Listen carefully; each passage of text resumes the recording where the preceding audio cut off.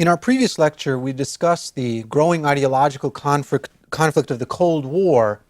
We now turn to examine one of the players in the Cold War itself, the rising of communist China. One of the essential points which we've tried to underline again and again in these lectures is that the sort of ideological regimes we've described and have been discussing needn't and mustn't be viewed in isolation. Rather, in many cases, they have been in relation to one another, have sought to outdo one the other, or have been in conflict. When we discuss the case of communist China, we'll see how a Western ideology, Marxist ideology, was adopted to Chinese culture and changed in the process. The Chinese communists would come to power in 1949, would form a society informed by the ideology of Mao thought, which adapted Marxist ideas. We'll examine the forms of this society, its emphasis on a radical break with a rich past. We'll see how Chairman Mao commanded massive campaigns using human beings as material with the goal of developing the country, most notoriously in the failed Great Leap Forward in the 1950s and the inner turmoil of the Great Cultural Revolution that followed. We first begin by an examination of the communists' long march to power. In the course of the early 20th century, China had been in turmoil. With the collapse of the Manchu dynasty, China had become a republic in 1911. The country, however, dissolved into warlord rule, threatening to split apart into what amounted to independent regions. To deal with this situation, Sun Yat-sen founded a nationalist party known as the Kuomintang, or KMT, which sought, as a revolutionary party, to promote the goals of national independence, unity, progress, and science. In an alliance founded on certain shared ideas, this nationalist party, the Kuomintang, was at first supported by the Chinese Communist Party, founded in 1921.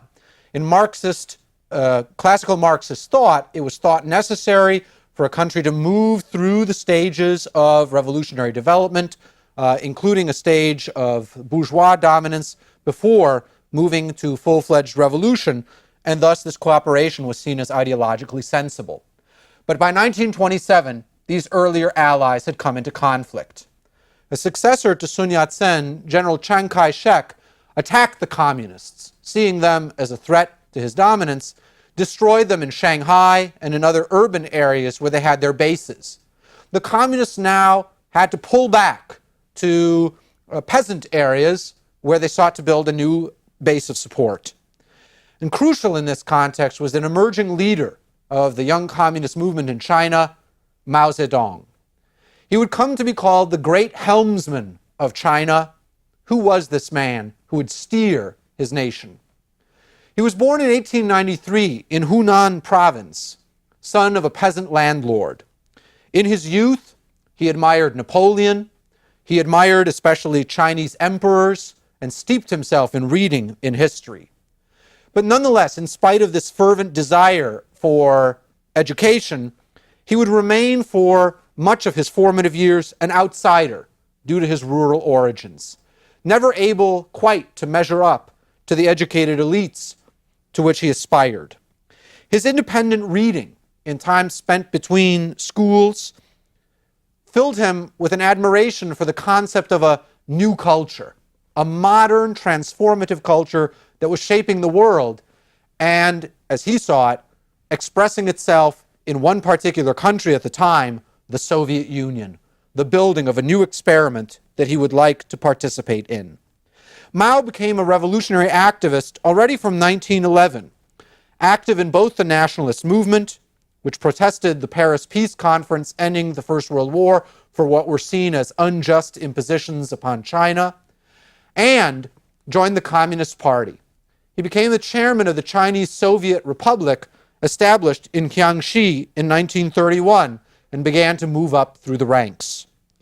When the Kuomintang launched their offensive against their earlier allies, but now communist enemies, in 1934, they had encircled 100,000 communists These communists were now forced to undertake a breakout attempt and to move to a new base of support. This was the later legendary Long March of the Communist Party, which took place from 1934 to 1935 and sent them on a long trek towards Yan'an, where they would reestablish their control. This march, constantly harried and harassed by nationalist forces or locals, led to massive losses. It's estimated that some 60,000 or more may have died on this march. And this march, this elemental movement of the communists, was later turned into a foundational myth of propaganda, underlining an essential cornerstone notion that determination and fanaticism and will could overcome even the most incredible material or military obstacles. This long march also had another significance. In its course, Mao became a principal leader of the party. Only 8,000 of those who had started this trek survived and made it to Yan'an, and Mao would represent soon the leadership of this hardened core of believers. Mao soon was the object of legend and of a charismatic myth of the leader. In Yan'an, Mao lived in a cave, in a hillside, in a Spartan, simple way of life, focused on the political goals of his movement, and would become a legend for his austerity and commitment. Mao had, in particular, one insight, which I think had a lot to do with his own personal background and which would shape some distinctive features of Chinese communism. Mao, in particular, understood and emphasized the potential of using peasant unrest, mobilizing the elemental powers and desires of the peasantry, which was inchoate and inarticulate itself, to mobilize them and to send them off in the direction of revolution, revolt, and transformation. Mao's own peasant upbringing certainly, and his roots in the countryside, had much to do with this insight. Mao felt that in order to unleash this enormous revolutionary potential that was present there in the peasantry, it would be necessary first to set the peasants against one another in order to eliminate those elements of the peasantry who he felt stood in the way of the truly revolutionary potential that was implicit in their masses.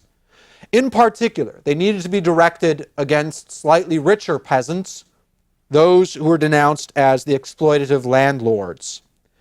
Mao called for a short reign of terror in the countryside that would set aflame the peasant masses and unleash their potential for his political purposes.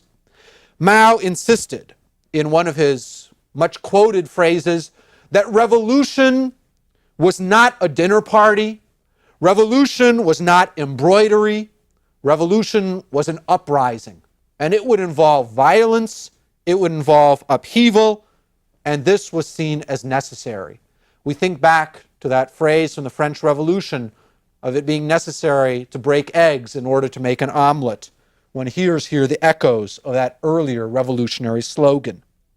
Mao, it has been suggested by some historians, might have had even earlier models in mind when he spoke of the revolutionary potential of the peasantry that were not orthodox Marxist. In fact, in the course of the 19th century in China, there had arisen a movement called the Taiping Rebellion, which had been utopian and revolutionary in its scale. The Taiping rebels had promised a heavenly kingdom on earth for Chinese peasants, had promised the redistribution of land, had promised shared property, had promised equality, and for a long period certainly had enormous appeal in parts of the Chinese countryside. Such older historical models, it's been argued, were important in adapting the message of Marxism to China's realities. Mao stated, in conclusion, that political power grows out of the barrel of a gun. and one had to not merely wait for revolutionary transformations, but to unleash them, if necessary, through violence. Mao's peasant identity and his identification with the peasant masses and the revolutionary potential he saw in their nature set him apart from other men who were playing a very important role in the Communist Party at the time. Unlike men like Zhou Enlai, who became a communist in France, where he'd been studying in 1921, or men like Deng Xiaoping, who would become communists as a result of study in France again, or in the Soviet Union, Mao's experience was limited. Mao's experience was limited to China. In many cases, one can trace throughout his political career a certain tension between himself, identifying himself with the Chinese rural roots, and those with foreign education, foreign experience in the ranks of the Chinese communists, as well as the advisors of the Comintern, the Communist International, who'd been sent to China. Mao felt that it was necessary to draw on his experience in order to move China in a revolutionary direction. From 1935 on, Mao clearly headed the leadership of the party, and a cult of Mao and what was called Mao thought, based on his ideas about the peasantry and their revolutionary potential, grew up, especially from 1943 on. Mao was hailed, as we've mentioned, as the great helmsman steering China. It was said that Mao was the man who managed to unite Marxist-Leninist theory with Chinese revolutionary practice. The communists now moved towards victory. In the course of the Japanese occupation and then of World War II, the communists gained control over northern areas and there gained the support of many peasants by enacting land reforms immediately. Once World War II ended, a civil war continued in China between the Kuomintang and the communists. After their defeat, largely due to their own incompetence, the Kuomintang withdrew to the island of Taiwan in 1949. The communists now on the mainland reigned. On October 1st, 1949, Mao declared the existence of the People's Republic of China from an important symbolic spot, Beijing's central Tiananmen Square. Now, one saw a red dawn in China, the founding of a new state. The founding of this new state, however, would be marked by enormous violence. Mao later said to have admitted that somewhere in the order of 800,000 people were liquidated in the first 5 years of consolidating control. After an initial new democracy policy of stabilization, which was modeled largely on Lenin's new economic policy that we've discussed in an earlier lecture, Mao announced that time had arrived for full steam ahead towards communism. He commanded collectivization of agriculture, following and perhaps seeking to surpass Stalin's campaigns against the kulaks in the Soviet Union. Farmers were reorganized into so-called communes in the countryside, though they were still often allowed small private plots in which they could farm for themselves, as was the case in the Soviet Union, at least an intermediate compromise. But activists within the Communist Party were not satisfied and continued to agitate for even more radical social change. Within China, they effected remarkable transformations. They worked to eliminate the endemic illiteracy in the countryside, to eliminate vestiges of traditions like foot binding of women, which were already in decline, to eliminate traditional medicine, which they saw as superstitious and illegitimate, and to replace these features of traditional society with modern social organization. In the process, such activists also launched attacks on the Chinese past and on traditional life, banning popular songs or opera, replacing them with approved, politicized forms of song and theater, destroying temples, plowing over ancestral graves, policies that would later be intensified in the Cultural Revolution. One aim of the regime was to move forward with great force towards industrialization. And in this, they imitated the Soviet Union, the model of the forging ahead into a socialist society. The first 5-year plan was launched in 1953. And the Soviet Union was always held up as the model for development. Even films of the Soviet Union were shown to peasants and ordinary Chinese to show them what to aspire to. A common slogan in the 1950s summed it up: the Soviet Union's today is our tomorrow. At the same time, however, one can detect within Mao's policies and his statements the growing determination not merely to follow the Soviet Union, but in fact to outdo it by leaping ahead of it. One could see, in spite of all the pledges of communist fraternity, that unity was beginning to break down between these great communist powers. The Soviet Union was the largest communist state in geographic extent. China, however, was the most populous. Stalin viewed Mao as a junior partner. He pressured Mao to help North Korea in the Korean War. Mao, understandably, soon came to resent being treated as a junior partner. After Stalin's death and after de-Stalinization, Mao grew to despise the Soviet Union, feeling that it had deviated from the true path towards communism, and now declared that the torch had been passed to China, which had a revolutionary calling. By 1958, the Chinese-Soviet split was increasingly clear, and border clashes took place between their armies in the late 1960s. In 1964, China exploded a nuclear bomb, underlining its independence in military terms as well. Mao would move towards an imitation of other patterns of Stalin's rule in the Soviet Union with purges.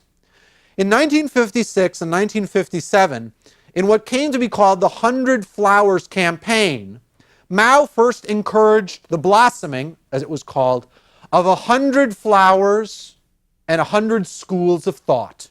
This was an invitation to independent-minded thinkers and those who showed initiative in society to criticize, to present new ideas. This seeming liberalization lured forth dissidents who now felt they could speak up. Mao then attacked. An estimated 500,000 people were killed in the purges against such deviationists that followed. Some historians argue that in fact Mao himself had not expected the extent of criticism, or as he saw it, deviation that followed, and that he panicked. In other words, this is still a period of some controversy. This opened the way towards an even greater determination through will to forge ahead towards the future in what was called the Great Leap Forward from 1959 to 1961.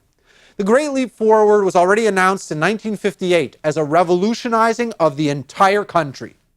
Mao argued that it was necessary for China to strike while the iron is hot and to press forward through willpower and dedication.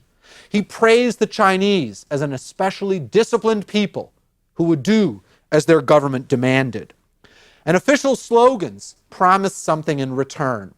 One sonorous slogan of this time had it: hard work for a few years, then to be followed by 1,000 years of happiness. What was involved in this policy? Mao explained that if one followed industrialization and the agricultural reforms he had in mind, China would become a utopia, a paradise on earth. He explained that new ideas about deep plowing in agriculture would produce food so bountiful that China would no longer even have any food problem, but in fact would export food. Food would be distributed for free. Hard work would make people healthy, and doctors would soon be unemployed. Education and production would somehow be fused into one and work together in a synergy.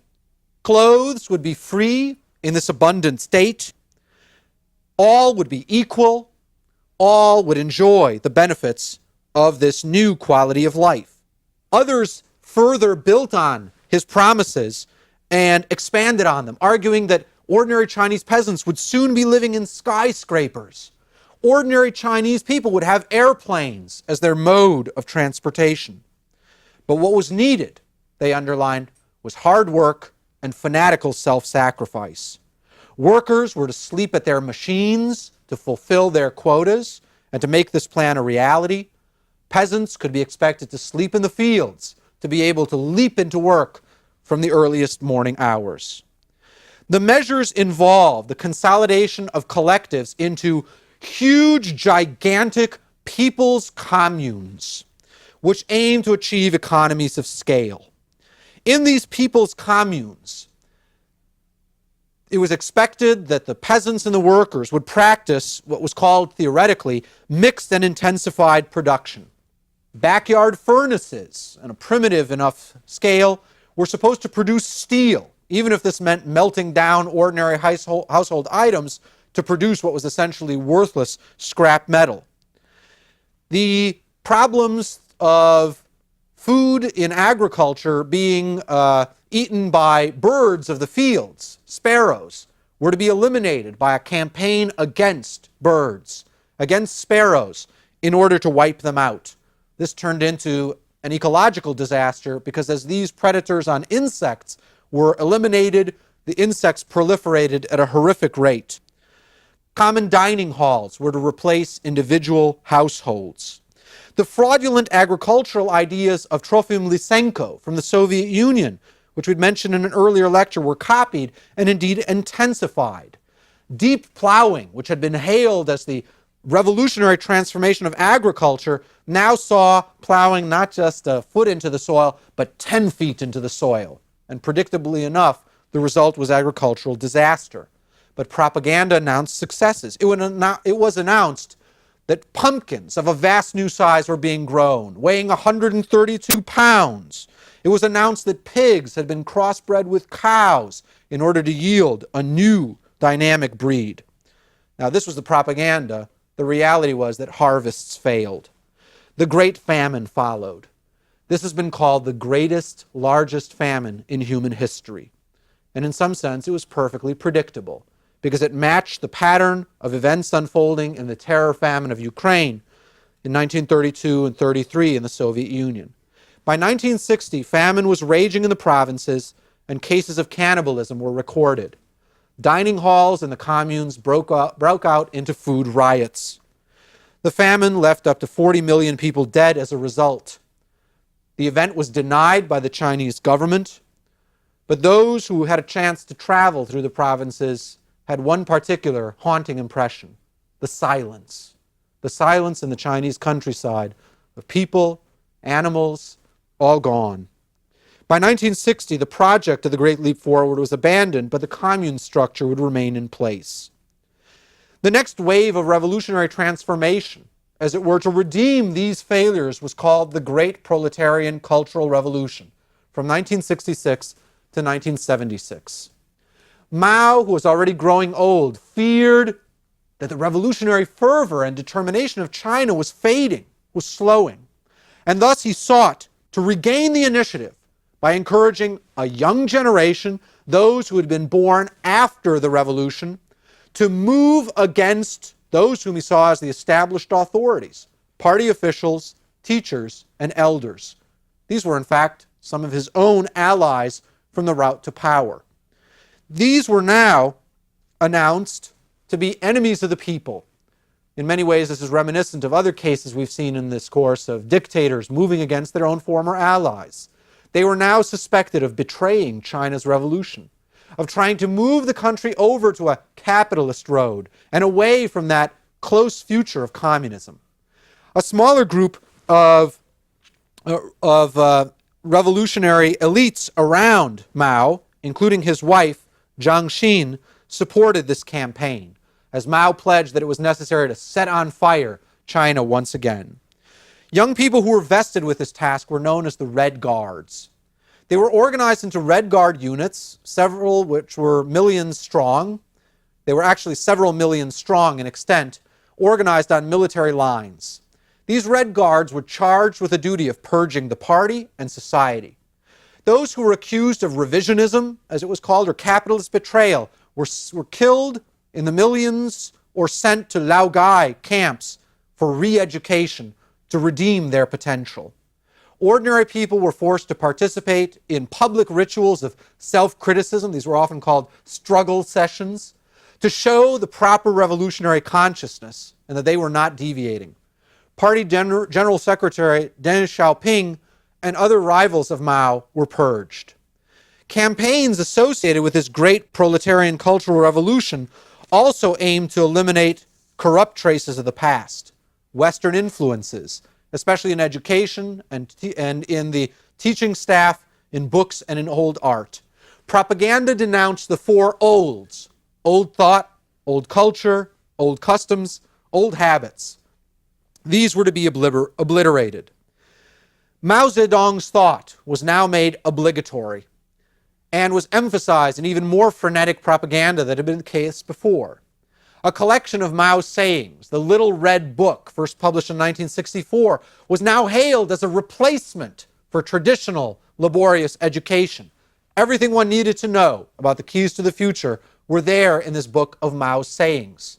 Standardized Mao suits, drab uniforms of plain tailoring, became approved and indeed necessary garb. These uniforms were to show the equality, the sameness of society. It was indeed dangerous to wear anything else, because it would show that one was perhaps a bourgeois individualist. Wearing jeans was prescribed, and the Mao suits would now be worn by a quarter of humanity.